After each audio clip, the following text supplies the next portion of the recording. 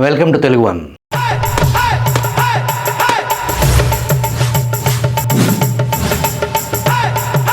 గన్నవరం వంశీ కథ చాలా పెద్దది. తిరుపతి పశు వైద్య కళాశాల హాస్టల్ గది నుంచి మొదలైన వంశీ ప్రయాణం పరిటాల రవి ప్రాంగణం వరకు వంశీ కథలో అనేక మలుపులు. అది పార్ట్ 1. అది ఇంకో సందర్భంలో వివరంగా మాట్లాడుకుందాం. Part 2 Vamsi Gannavaram entry. పరిటాల రవి మరణానంతరం తన తల్లి పేరుతో వల్లభనేని అరుణ మెమోరియల్ ట్రస్ట్ ఏర్పాటు చేసి సేవా కార్యక్రమాలు కొనసాగించారు.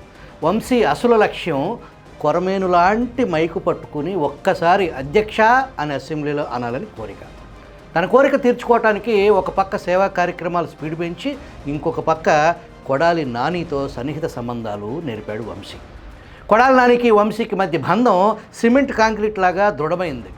అప్పట్లో కొడాలి నాని ఆర్థిక పరిస్థితి అంతంత మాత్రమే. కొడాలి నాని స్నేహితుడు ఒకడు ఎందుకు నీకు వంశీతో అంత స్ట్రాంగ్ బంధం అని గతంలో ప్రశ్నించాడంట. ఏం చేయమంటావు, పొద్దున్నే బ్రష్ మీద పేస్ట్ కూడా వంశీగాడిదే అన్నాడంట. అర్థం అదే కానీ దీన్ని బూతుల్లో తెలియజేశాడంట నాని. వంశీ పిచ్చోడు కాదు కదా. నాని ద్వారా జూనియర్ ఎన్టీఆర్కు దగ్గరయ్యాడు వంశీ. అక్కడి నుంచి వంశీ రాజకీయ ఆట మొదలైంది. అప్పటి వరకు గన్నవరంలో క్రియాశీలకంగా టీడీపీ పార్టీకి వెన్నుదన్నుగా ఉన్న దాసరి జయరమేష్ కుటుంబంలో టిక్కెట్ విషయంలో వంశీ పోటీ పడాల్సి వచ్చింది. ఆ దశలో వంశీని నాడు పార్టీ నుంచి కొంతకాలం సస్పెండ్ కూడా చేశారు. జూనియర్ ఎన్టీఆర్ గట్టిగా పట్టుబట్టడంతో దాసరి జయరమేష్కు పార్టీ అధినేత చంద్రబాబుకు ఉన్న సాన్నిహిత్యంతో నాడు గన్నవరం టీడీపీ అభ్యర్థిగా కాకుండా విజయవాడ పార్లమెంట్ అభ్యర్థిగా పోటీ చేయించారు. ఆ ఎన్నికల్లో లగడపాటి రాజగోపాల్ చేతిలో కేవలం 0.91%, 1% కంటే తక్కువ ఓట్లతో వంశీ ఓడిపోయారు. జూనియర్ ఎన్టీఆర్తో వంశీ బంధం మరింత బలపడింది. ఆ బంధం అదుర్సు సినిమా నిర్మించేంత వరకు వెళ్ళింది.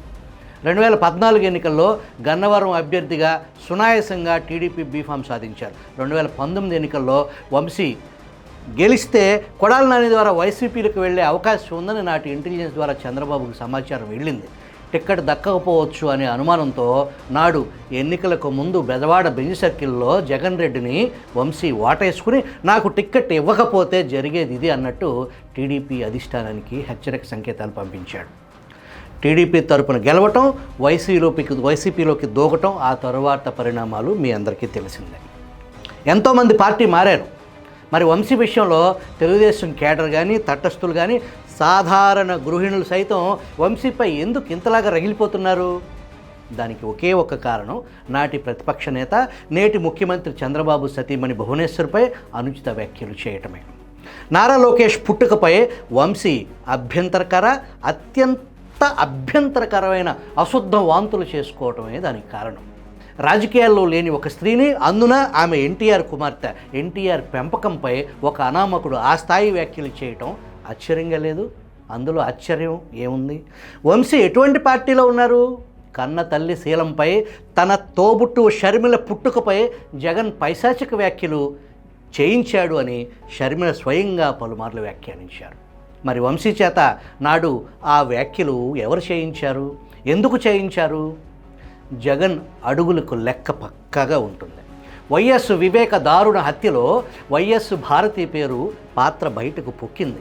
సిబిఐ కోర్టుకు సమర్పించిన పత్రాల్లో భారతిరెడ్డి పేరు కూడా చేర్చారు.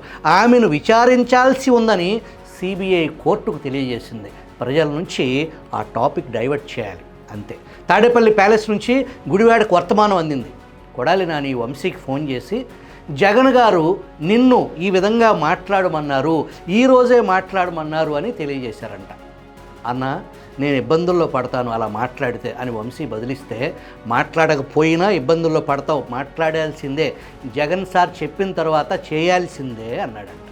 ఆ తర్వాత అసెంబ్లీలో చంద్రబాబును అవే వ్యాఖ్యలతో హేళన చేయటం, అసెంబ్లీలోకి ముఖ్యమంత్రిగానే అడుగు పెడతాను అని చంద్రబాబు బయటకు వచ్చేయటం, పార్టీ ముఖ్యుల సమావేశంలో చంద్రబాబు పసిపిల్లవాడి మాదిరిగా చలించిపోవటం, ఒక్కసారిగా బావురమనటం చాలామందిని కంటతడి పెట్టించింది. తన అనుచిత వ్యాఖ్యలపై ఒక టీవీ ఛానల్లో వల్లభనేని వంశీ క్షమాపణలు చెప్పినప్పటికీ పరిస్థితి చేదాటిపోయింది.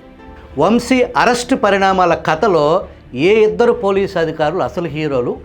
వంశీ అరెస్టులో గన్నవరం ఎమ్మెల్యే యార్లగడ్డ వెంకట్రావు పాత్ర ఏమైనా ఉందా? వంశీ తరచూ యార్లగడ్డ వెంకట్రావుకు ఫోన్ చేసేవాడా? వంశీ అరెస్టు లోగుట్టు కథనం ఏంటి? జూనియర్ ఎన్టీఆర్ వల్లభనేని వంశీ కుటుంబ సభ్యులతో ఫోన్లో మాట్లాడారా? మరిన్ని వివరాలు వచ్చే ఎపిసోడ్లో తెలుసుకుందాం.